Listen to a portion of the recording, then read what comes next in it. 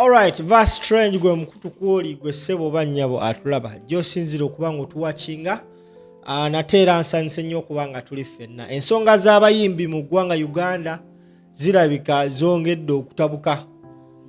Mawulire agavaayo embiranyi oba eŋŋuumi enaatera otokota wakati w'abayimbi Bebe Cool kw'ossa ne Eddie Kenzo.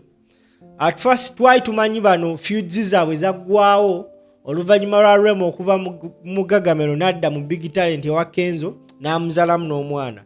We saw at one point Eddie Kenzo nga ali mu same room ne Bebe Cool nga bateesa ku nsonga za music wa Uganda. Wabula kirabikanga ebyatulwanya bizzeemu. Kigambibwa mbu Eddie Kenzo yayita mu ddinisa n'abba contract ya Bebe Cool ey'okukwasaganya abayimbi abalina performinga ku rally za Museveni ng'atalaga ebitundu by'eggwanga eby'enjawulo.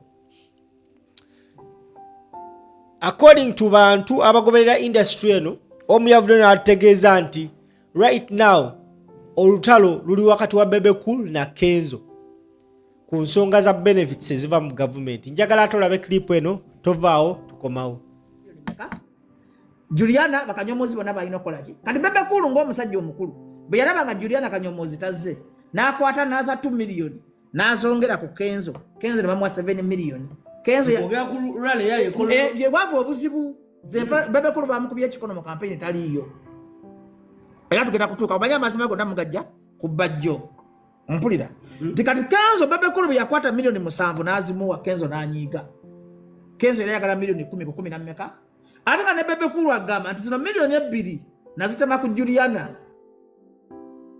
tazze kuyimba kuba yali taidye igwe kati Bebe Cool ng'omugezigezi kwa Kenzo yajja mu budget yayagala million 10 oba 10 na mmeka ate nga bali initial organization Kenzo bamubalira 5 awe wava obuzibu era mwena mulina omukisa okukyaza nga bajja aleeta amazima amakusike because myamu very informed demand byenjogera babikolaki ne bontu watu basigana mu kooti seetondangako seeganangako kuba njogera ekintu kye mbamanya ndayika defend it. Empalana ya Bebe Cool ne Kenzo bakololo. Kenzo yalowooza Bebe Cool yamuwa sente ntono, he was humiliated.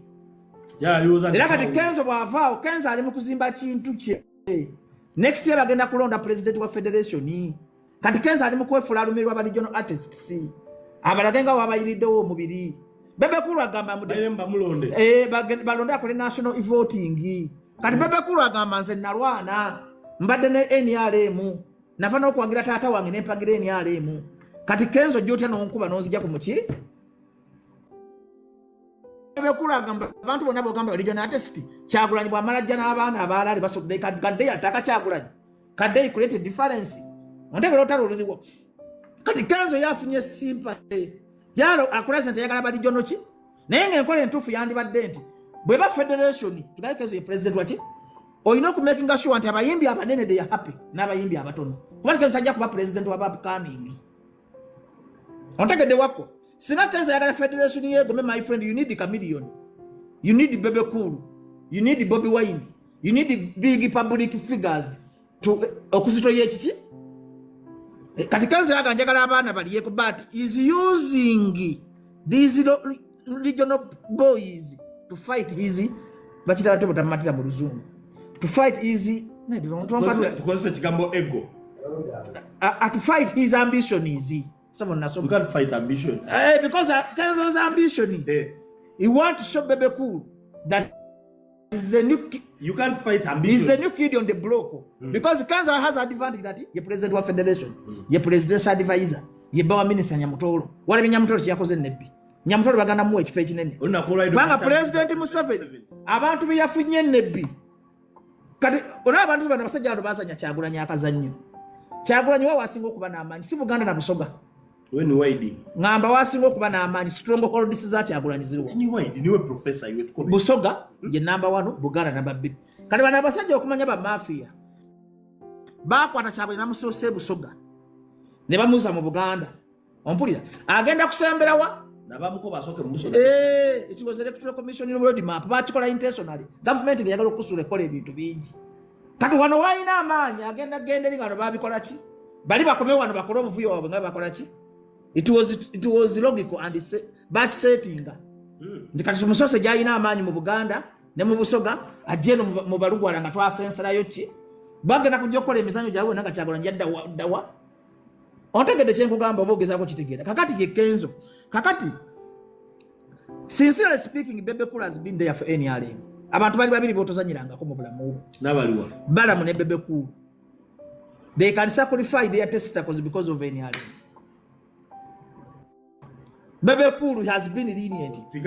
Ompulira Bebe Cool bamugobye ebyaddala Bebe Cool ng'afunye ddiru abantu bonna bamufunako oyo Bebe Cool alina over 1000 people baliisa wadde ne Kenzo alina bakola ne Bebe Cool agaba sente nnene wako Bebe Cool nemukola ddiru obukadde bu 10 oba mwatesiza obukadde ki Bebe Cool ye muntu g'osaba akakadde n'akakuwa mu dakiika 2 abantu bali babiri tutayagaba ntono nkwaga abayimbi abagaba ti Bebe Cool ekisinza obufunyisa emikisa agaba ne bamugaa nti lasita ekibumba kinuma akuterako akati Kenzo si mubi naye Kenzo have overshadowed them ng'abika ambitionize nga ataaku alwana n'abanene kwakati saa zino Kenzo ye darling olwa factor ya minister gye nkugambye olwa factor nti presidential advisor ate president waki these people technically they have used the Bebe Cool and Chameleone.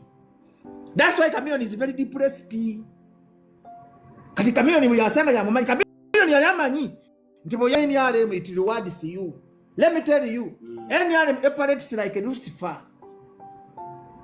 Lucifer akulimba limanti ngenda kuwa obugagga n'osaddaako omwana bo n'osaddaako bazadde bo n'amala n'abata n'akoleka mu bwavu Michael Jackson.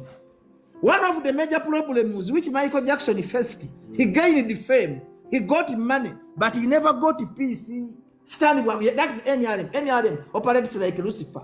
Nti wanekulimba limba nega wako jangu vako byokola sadaka abaana bo sadaka bazadde kasoji ingira boti ngejeyo kana zayo ki kati NRM ya studying nga Bebe Cool ne Chameleone kati NRM user eyagala bantu bapya new kids with new ideas ontegedde bulungi kubanga if it was the case Bebe Cool would have been very recognized bandi jikide Bebe Cool banga lyakoze ki era Bebe gamba nti President Museveni emunyonyo okumulangira sente za studio it was logical president yali akuba Bebe tinakuwa sente inacho wazikolamu ne Bebe agamba yagezaako byakola yabikola ki Bebe that's how when Museveni has got fed of you that's why omuntu omugezo banga bajjo you cannot support this government because bomanya abasajja bano ebintu bengeje ba using mu abaana bamu you hate them more and ye zemuga mati nkuba Kyagulanyi mukuba kuterera kati ngajo nayogedde ku kya manifesto najitereza I don't have any problem with Kyagulanyi kyofanga abantegeera nnyo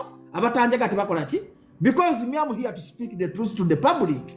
That is my obligation. I assigned myself before my God that I will serve the population with equity. Obwenkanya ngokanula amaso kiki nikwigulawo manifesto ya no ontegedde muno kye kugamba nti nze bwenzika kubanga I know nti NRM mukobe Bebe Cool kobe Chameleone bwe malo kunyunyuta nemanya nti ogudde ngekasuka bakasuka ku jirikiti kana Kenzo naye yeyibala he might be darling now but he has darker days ahead nti kibinyo obutayigira kubakolo because me and you Bebe Cool ye mukuru wa Kenzo mu NRM ne mu industry Chameleone ye mukuru wa Kenzo mu NRM ne mu industry if they can da Bebe Cool omuntu ayewo mu bino obulamu bwe naleka ne taata we ne family ye if they can dump Jose Chameleone who are you Kenzo mbulira why these people they don't learn in their mistakes lwaki abantu lwaki temumanya nti this government resembles like Lucifer government esobola kwagala muntu ajagala kati nkulageko ekyokusesa Bobi Wine nakeera nagamba President Museveni njagala kukola Museveni agoba bakenzo bonna iramu ate nga kyabutonde iramu statement eyo Bobi Wine nakeera nagamba njagala kunoonya Museveni agoba bakenzo bonna tebasobola kusembera Museveni waayise Bobi Wine Museveni wabanga alina olugendo ne Trump ompulira bulungi President wabanga alina olugendo ne muntu kigomanyi ne Putin alusaza amagamba Putin soko ndeke ngenda kulaba Bobi Wine era Bobi Wine singa yalina omuti omululu aba yagutandise mu iPod singa yalina omululu Bobi Wine sente zazito watazimanyi gwe muvubuka gwe wakwana kati Museveni akikola bwatyo because Museveni akimanyi nti ayagala batamwagala kati Museveni obongo bonna bwagala nnyo aba opposition okusinga bano bakenza abamukoze eki abamwemaliddemu era Kenzo teyeyibala kuba kati yajja banne ku mugaati enkola entuufu yandibadde bweti Kenzo baba yagala okuwangala mu industry yandiyise Bebe Cool nayita Bakamiliyoni nayita abayimbi abalina bagamba mundaba mujje twegatte ku federation nabali abaana ba upcoming n'abayita ne kati ataddewo olukonko olunene kubanga federation egenda kulembera biyenje ataddewo olukonko olunene bano abajje ku mugaati ate aleesi baliki ontegedde bulungi kyekugamba kakati logically tetulina okumanya nti Kenzo teyeeyibala si yasoose okuweereza President Museveni abantu bangi abaweerezaga mukaaba kakati gwe omuntu omugezi yigira ku Bebe Cool kyegamba gweyagala yeniyalema okusinga Bebe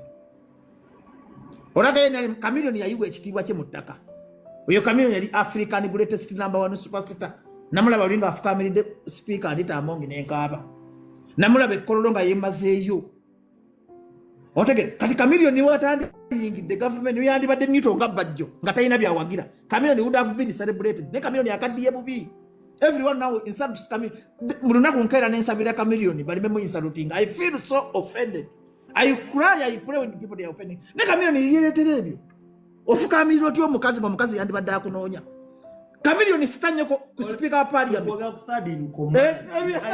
this hierarchy for seasonal Chameleone's talent has been retained for the last 25 years. Chameleone kyabulambuzi. Chameleone yagoba abakongo wano. Chameleone is the master of music industry. Chameleone ye tata wa music mu nsi eno. How can you kneel down a fellow woman? Even me but I can't kneel down. And Chameleone became a woman. When you kneel down, Chameleone is star. Chameleone tamanyi ba Diamond. Chameleone tamanyi ba Diamond. Soko ulise baje. Speaker aba third in command in hierarchy aba third in hierarchy